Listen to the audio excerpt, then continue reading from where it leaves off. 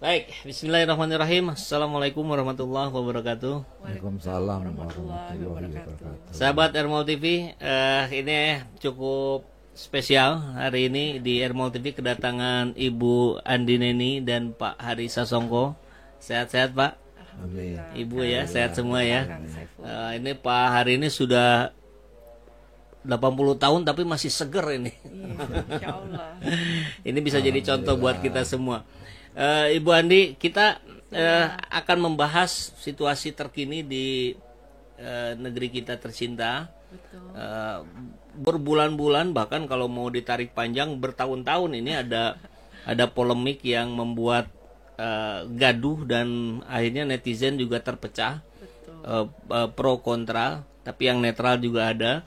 Jadi terutama sekitar jam 2 siang tadi Siap, Kak. kita mendengar informasi dari Bareskrim bahwa diputuskan sudah secara uji laboratorium forensik dari Bareskrim bahwa ijazah Jokowi itu asli. Kita akan coba lihat tampilan dari berita yang ada di media, salah satunya juga yang sudah dimuat oleh rmol.id. Polri nyatakan ijazah Jokowi asli.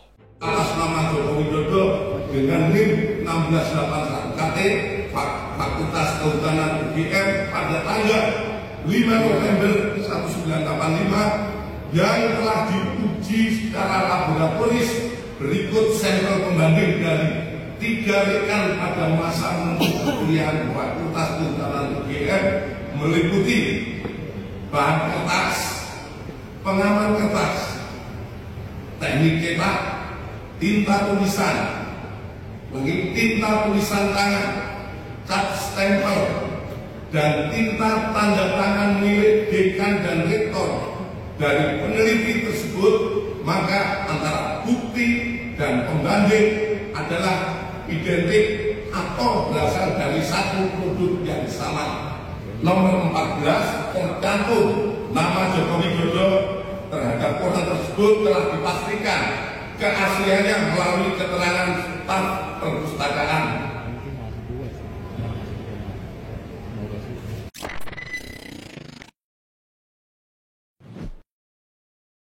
Dan yang menarik adalah ini ada sebuah statement dari Kompas TV.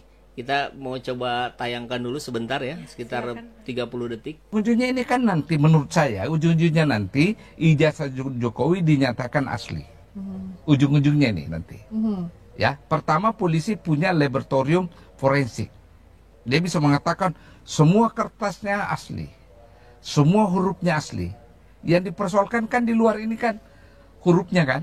Huruf New Roman, tanda tangan. Oke. Sebelum masuk ke sana, Prof. Ujung-ujungnya ini kan nanti menurut saya ujung-ujungnya nanti. Jadi ini tayangan beberapa hari yang lalu yang sudah diprediksi bahwa nanti Bareskrim akan memutuskan hasilnya asli. Dan ya diskusi di antara civil society juga kurang lebih sama lah. Sudah diduga bahwa Bareskrim akan menyebutkan ijazah Pak Jokowi ini asli. Nah, kita ingat beberapa tahun lalu, mungkin Ibu nanti bisa jelaskan ke Ibu Andi dulu sebentar, Bu Neni. Ibu juga salah satu prinsipal ya, penggugat kebohongan Jokowi. Nah, itu tempo hari seperti apa kasusnya dan kemudian nanti akan dilanjutkan dengan bagaimana tanggapan Ibu terhadap Bareskrim. Betul. Assalamualaikum warahmatullahi wabarakatuh, pemirsa semuanya. Terima kasih ya Kang Saiful Jaman, Pak Hari Sasongko sebagai tokoh masyarakat. Alhamdulillah diundang di sini ya. Alhamdulillah saya adalah prinsipal penggugat Jokowi di tahun 2021 ya. 2021 berarti 4 tahun yang lalu. Iya betul. Itu di PDT 265 dan 266. Apa itu maksudnya, Ya, Bu? maksudnya 265 menggugat kebohongan presiden dan 266 itu DPR. Dan saat itu kuasa hukum kita ya TPUA, termasuk TPUA. Prof. Egy Sujana, Teh Kurnia Triroyani, Bang Damai Hari Lubis, kemudian Ustadz Ahmad Kosinudin sebagai koordinatornya waktu itu. Namun ya, itu dilaporkan ke mana? Ke PN Jakarta Pusat. Pengadilan Negeri Jakarta Pusat. Pengadilan Negeri Jakarta Pusat. Namun perdata berarti ya? Iya, perdata. Namun di akhir-akhirnya replik dan duplik sudah selesai waktu itu ya. Dan hasilnya itu melalui IKOT ya. Kita istilahnya hasil terakhirnya itu NO lah begitu.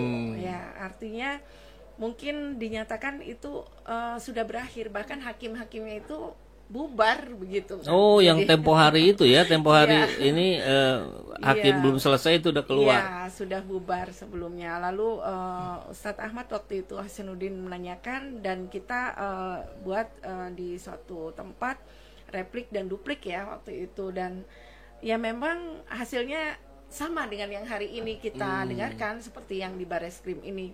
Jadi gugatan kita waktu itu adalah kebohongan. Jadi bukan ijazah ya waktu itu, kebohongan. Ada uang 11 triliun di sakunya, ada mobil SMK dan lain-lain. Dan itu tertuang di situ bersama para kuasa hukum waktu itu, Kang Saiful ya. Termasuk Teh Kurnia Triroyani juga gitu ya. Kami betul-betul menggugat itu karena memang ada bukti-bukti kebohongan itu ya, gitu. yang tapi dijanjikan yang dengan fakta. dengan faktanya tidak ada. Lalu seperti mobil SMK juga tidak terbukti ada begitu ya. Tapi karena sudah sampai hampir setahun lebih waktu itu saya bolak-balik PN Jakarta Pusat ya waktu itu bersama emak-emak yang militan tentunya. Tapi berakhir seperti itu, dan hari ini saya tidak aneh mendengar Bareskrim Polri itu sudah tidak aneh lagi. Makanya judulnya bukan mengejutkan ya, karena tidak biasa mengejutkan. Saja, ya. Jadi saya lihat biasa saja. Nah, tentu kita tahu bahwa beberapa yang dilaporkan Jokowi di Polda Metro itu juga sebagian atau malah semuanya itu kawan-kawan Ibu Neni juga. Bagaimana Ibu menanggapi ketika ini direspon dengan sebuah skenario yang sudah dirancang sebelumnya ya, menurut para pengamat begitu, bahwa nanti Bareskrim akan menyatakan itu asli. Betul. Kemudian dalil itu yang dipakai oleh Polda Metro Jaya untuk menuntut kawan-kawan yang sering disebut-sebut inisialnya RS, K,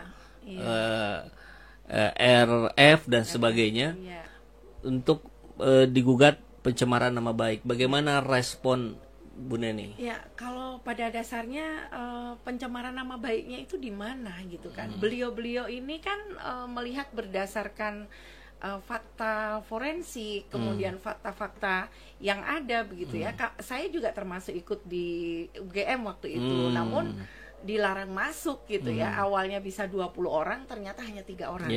Dan waktu itu Ibu ada di lokasi ya? Di lokasi, dan ada Pak Amin Rais juga, ada juga reng-rengan dari Bandung, semuanya ada, para mak-mak militan begitu ya. Tapi yang bisa masuk hanya 3 waktu itu.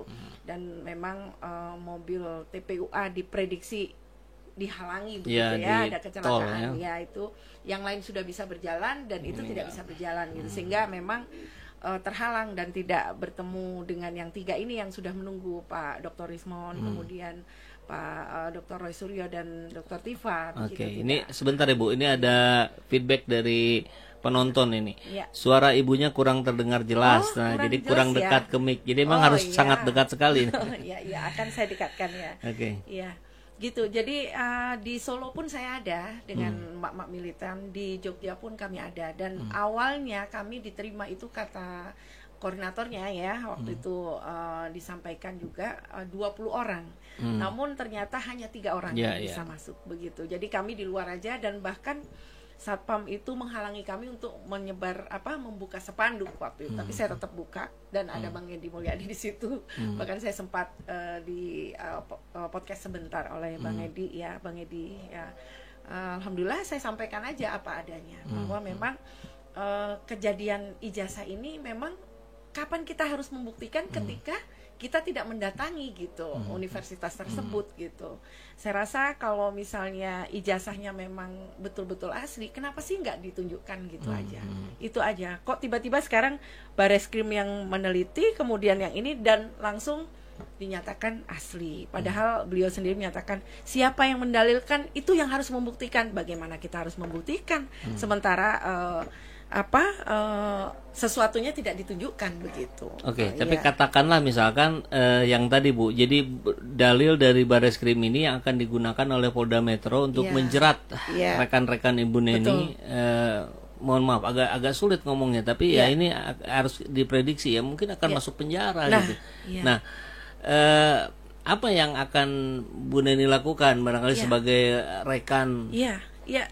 Sebenarnya ada pengalaman juga seperti itu ya. Waktu itu Kang Saiful ketika Teh Kurnia menjadi pengacaranya Habib Rizik waktu itu, tiba-tiba hilang bersama Prof Tri waktu itu. Saya kejar sampai Polres Jakarta Selatan, saya kejar, dan beliau akhirnya ya memang keluar ya, di sana ditahan beberapa jam.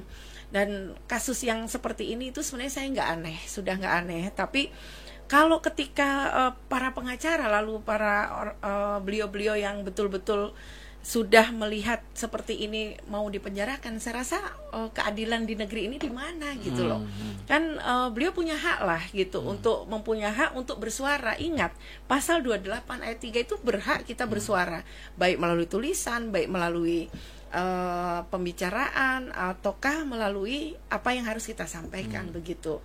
Tapi kan inilah negeri ini. Saya juga sudah merasa kadang-kadang hopeless juga gitu. Udah biasa hal yang seperti ini begitu, Kang.